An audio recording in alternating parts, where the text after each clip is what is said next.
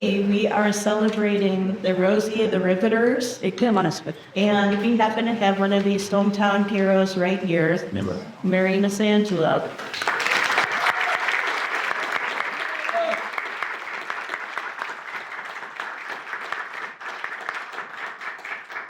And we are so pleased to highlight Mary's work that she did during World War II.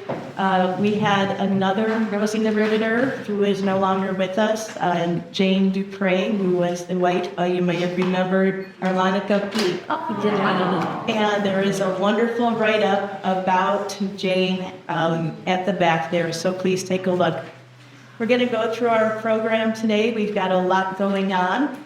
But as we go through, if you're able and you would like to get cookies and water, help yourselves.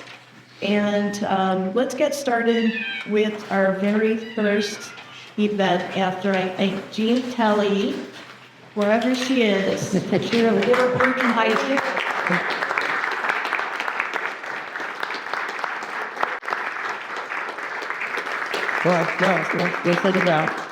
Jean works tirelessly for our veterans, and she is the one who organized all of this, and we are very thankful for that and very happy to host at the Fairport Historical Museum.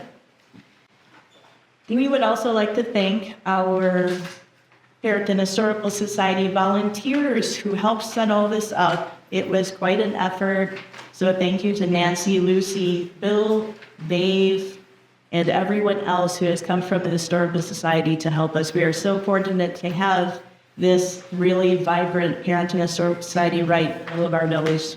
So thank you to that as well.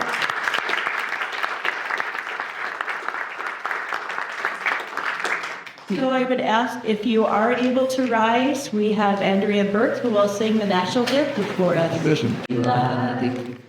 Once so proudly we hailed at the twilight's last gleam, whose bright stripes and bright stars through the perilous fight, o'er the ramparts we watched, were so gallantly streamed, and the rockets rattles, the bells bursting for the land down the free, and the horn of praise. Very good. All right. Despite the fact that I know the agenda frontwards and backwards, I'm surprised to be called. Glad you're all here. What a wonderful crowd. And so great to honor Rosie the Riveters. Sometimes the women don't always get the recognition that they deserve in life. So this is a great place to be doing this. I want to give you a little perspective with regard to Fairport and Perinton first. With regard to World War II and this community. The population of Perinton in 1940 was a little bit over 10,000. When those who went off to war left us, their jobs here at home, it was often the women who took their place. It is virtually difficult or impossible locally to identify how many women did this, but it was a massive number. I also don't believe that at the time it was considered a necessarily heroic act. Of course, perspective allows us to think about this a little bit differently. And in this case, to recognize that the women who worked in factories, building products to support our country's war efforts, to preserve democracy, and to really preserve peace, were war heroes. They were heroes. The women who filled roles in food production, on farms and in canneries, they too were heroes. Often working 50-hour weeks or more, they learned new skills. They often had families and homes to take care of, and they did it all. We are here to remember their sacrifice, their dedication, and the pivotal role they played, eventually in victory in World War II, and in doing so, preserving democracies here and around the world. Here in Fairport and Perinton, several companies did their part by turning over production to the war effort. They included American Can Company. How many people had relatives that worked at American Can Company? One of those high school students was Betsy Patterson of Roselawn Avenue, who with others manufactured these components. The essential work on farms and in canneries, such as Comstock in Egypt, with food in short supply, supplemented greatly by our own victory gardens here in Fairport and the town of Perinton, women filled out the employment roles in all aspects of farming and the canning of foods. Finally, although there are others, I can't forget the fireworks factory on Whitney Road, turned over to war production for the manufacture of military signal flares used in emergency situations, typically by the U.S. Navy, to identify the location of sailors clinging to lifeboats. The signal flare manufactured here in Perinton provided the lifeline for their rescue. It was in that factory on November 6, 1942, when a small explosion led to a devastating fire, ultimately ending the lives of 12 wartime employees building these products for the benefit of American soldiers. Yeah, how many did that come out of the lives of 11 women and 1 man were lost. Residents of East Rochester, Fairport, and Perinton. So we remember all of these selfless people as heroes. And let's not forget their names. Angeline Morbido, 33 years of age. Fred Steele, 26. Evelyn Bigelow, 26. Angeline Mandel. Rose Costanzo, 42. Frida Cox, 37. Yolanda Covino, 29. And Minnie Brooks, 56. We don't need any better example than that of the sacrifices made on the home front. During World War II, untold numbers of women traveled from our community by train, bus, or automobile each day to fill essential jobs in Rochester factories, building products to support the war effort, including Eastman Kodak, Bausch & Lomb, Gleason Works, General Motors, and many, many other manufacturers. One of these women, Mary Phillips Gropp of DeLand Park A, who passed away some years ago, was featured in a 1992 Democrat and Chronicle article about her contributions. And that article can be found in the clippings that is on one of our tabletops. With us today, obviously, Mary Masciangelo. Hi.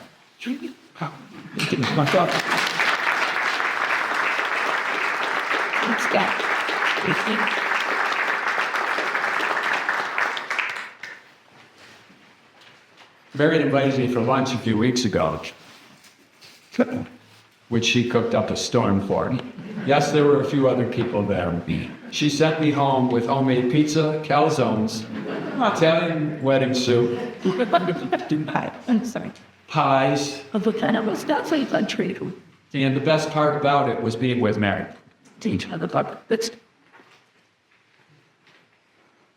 She was the daughter of Nick and Elizabeth DiVirgilio, born very close to 100 years ago.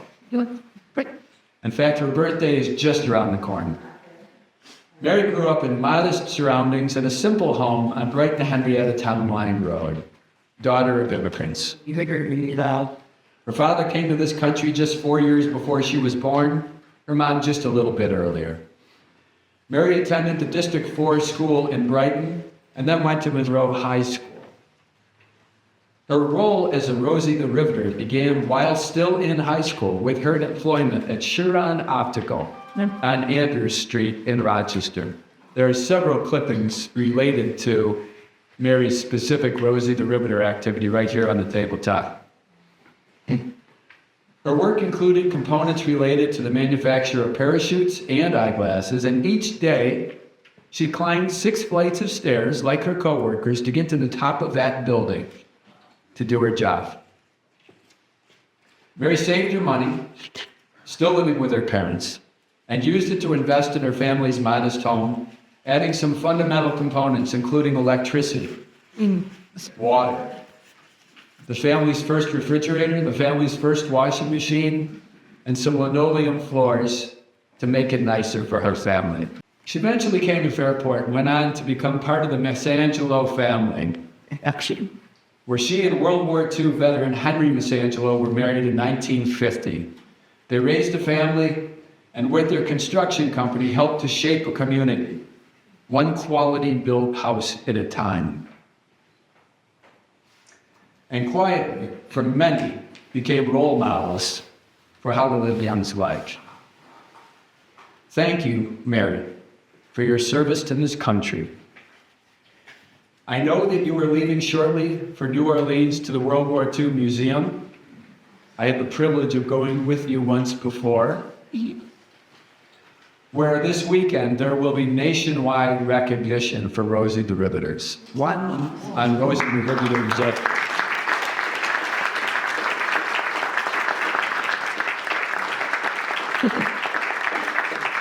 Thank you to the thousands and thousands of women who did their part and more to serve their country. We are eternally grateful. We will never know just how many women from Fairport and Perinton served as Rosie the Riveters, but as for those who wore a military uniform as well, the number is staggering. Thank you, Vicky.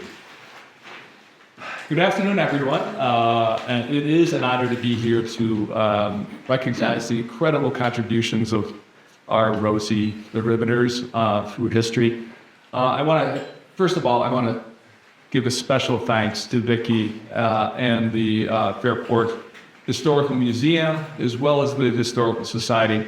They really do such a wonderful job, not only preserving our history, but they do a great job in getting that history out to our communities, and so they make it available so easily, and they do a wonderful job. Thank you very much for that. Special thanks to Congressman Norelli. I know he's got a very, very busy schedule, but he's always been a champion for this area, and I want to thank you for being here today.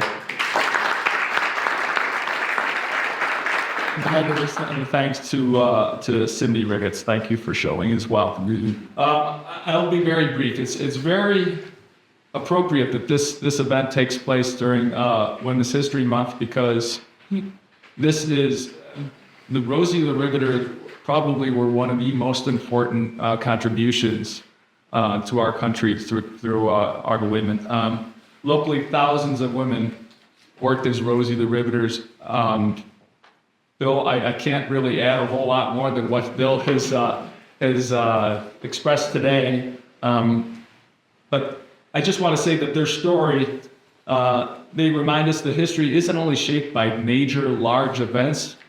It's the quiet strength and the everyday heroism of ordinary people. These women, they didn't seek recognition. They simply answered the call, and they did the job that they was asked to do. And it was a job, as Bill mentioned, that was vital in the victory. So I want to thank all of our local Rosies the Riveters.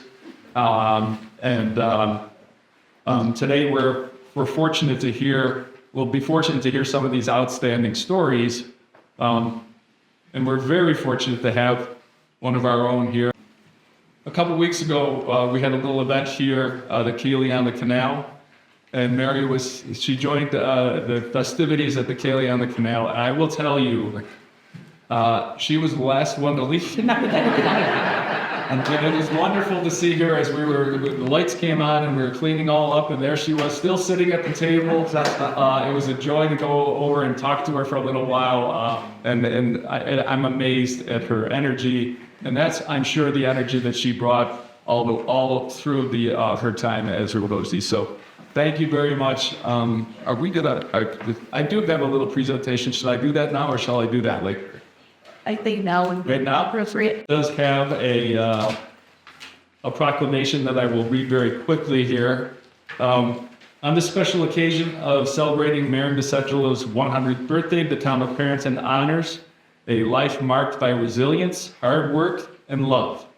Born in 1925 to Nick and Elizabeth DiVirgilio, both immigrants from Abruzzo, Italy, Mary grew up with humble beginnings in District 4 school, where she overcame challenges and excelled. She later attended Monroe High School. Her love of family and community has left an indelible mark on all who have crossed their paths. Mary's life is a testament to resilience, dedication, and love for her family. From her early days working in factories to building a home and raising a family with Henry, Mary's unwavering commitment to her loved ones and the Perinton community has left an indelible mark. Her spirit, generosity, and kindness have inspired all who know her. As a Rosie the Riveter during World War II, Mary's devotion to her country further highlights the strength, character, and enduring influence she continues to share with others today. So on behalf of the town of Fairport, we extend our heartfelt congratulations to Mary on reaching this incredible milestone. Our community is truly fortunate to have had Mary as a longtime resident and a pillar of strength. May this day serve as a reminder of the lasting impact of her life, and may she continue to inspire future generations with her remarkable journey. So I wanted to hereby declare today, March 18th, 2025, is Mary Masciangelo Day.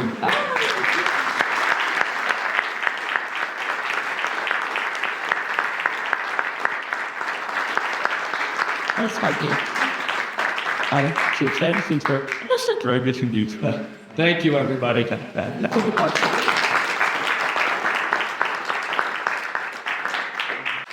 I'm really excited to be here.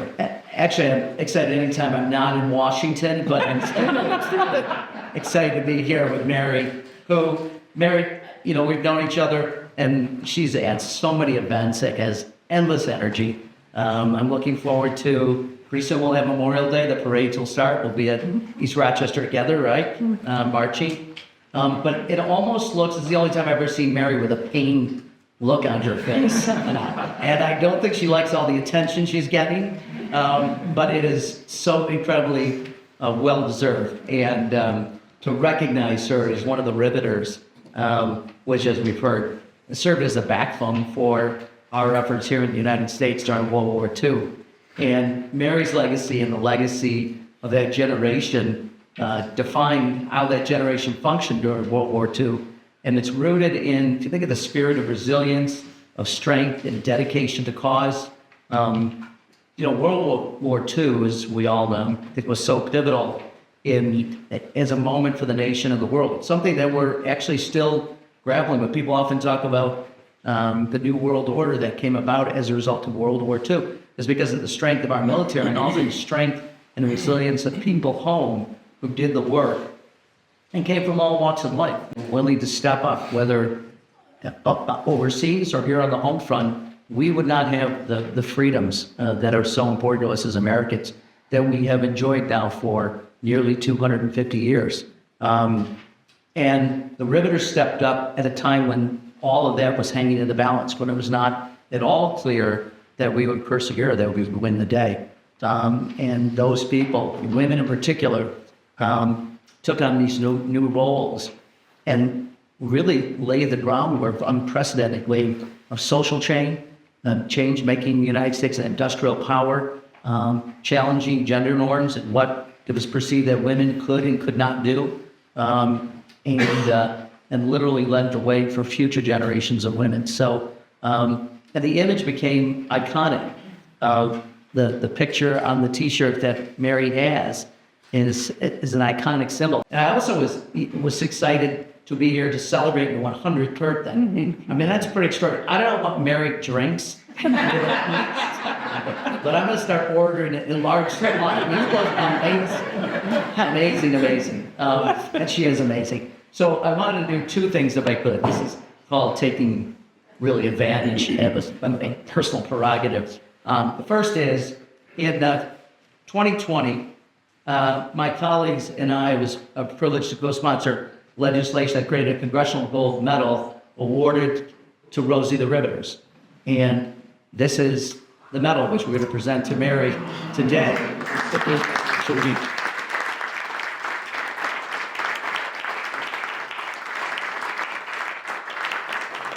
Well, it was created by the U.S. Mint specifically to symbolize the work and the spirit of Rosie the Riveters. And on the front of it, just so I can describe it, Mary will probably share with people, is the central figure on the front is Rosie. As I said, reflects the strength and resilience and pride that all the Rosies that demonstrated. On the back features a group of women working in different wartime roles. So the iconic tools and symbols, the American flag, wartime imagery represents the range of skilled labor that Rosies performed and how they connected these women directly to the defense of our nation and our victory in World War II. So that describes the medal. And because I want to also acknowledge your 100th birthday, I'll be here for the second 100th too. But I wanted to present this certificate of special congressional recognition to Mary personally on her 100th birthday. And it describes how the House, it's a long-standing tradition that we recognize people who do extraordinary work in our communities and recognize them for those extraordinary contributions to the people of this district, of this community, and to a very grateful nation. So God bless you. Love you.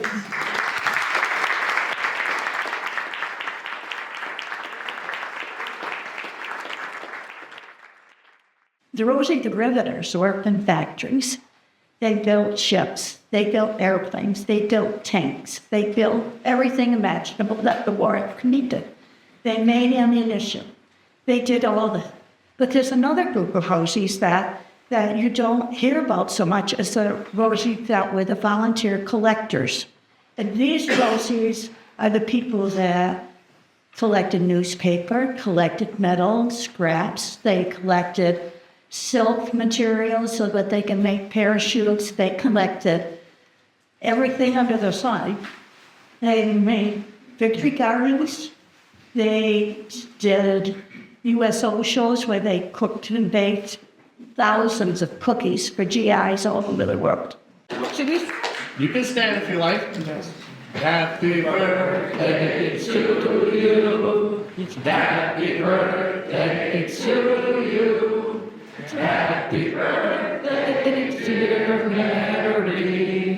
Happy birthday to you.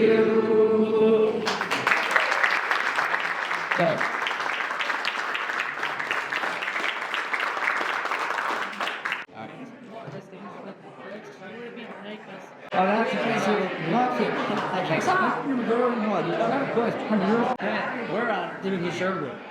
You don't know about it.